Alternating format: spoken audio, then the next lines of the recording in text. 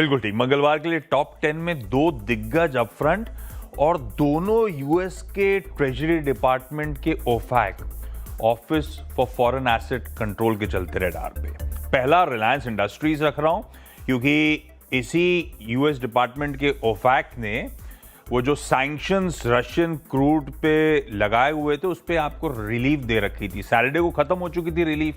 कल शाम को फिर अपडेट आया है 30 दिन का और एक्सटेंशन रशियन सीबॉर्न क्रूड पे।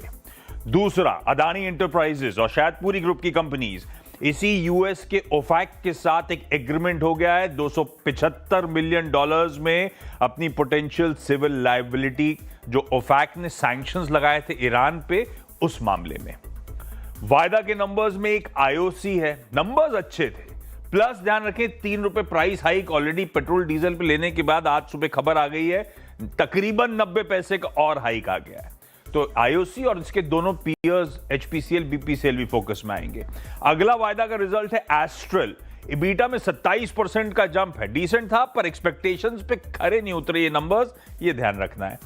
कैश के अच्छे नंबर्स के स्टैक आपकी स्क्रीन पर रख दिए। जीएनएफसी, जीई वर्नोवा, टीएनडी, जेके पेपर और इवन आईजीएल के नंबर्स अपने आप में अच्छे थे।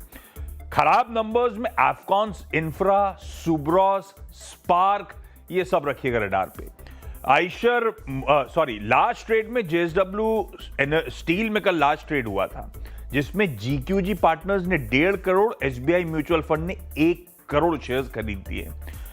आइशर मोटर्स फोकस में इसीलिए क्योंकि इनकी कैपेसिटीज ऑप्टिमम यूटिलाइज हो रही थी, एक्सपेंशन की जरूरत थी। इन्होंने एक आंध्र प्रदेश में ग्रीनफील्ड फैसिलिटी के लिए करार कर लिया, वहां की सरकार से 2,500 करोड़ रुपए का इन्वेस्टमेंट करेंगे।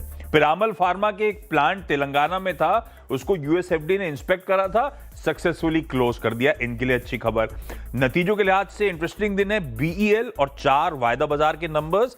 जायडस लाइफ साइंसेज का बोर्ड रिजल्ट्स के साथ साथ बायबैक पे भी विचार करेगा, ये ध्यान रखिएगा।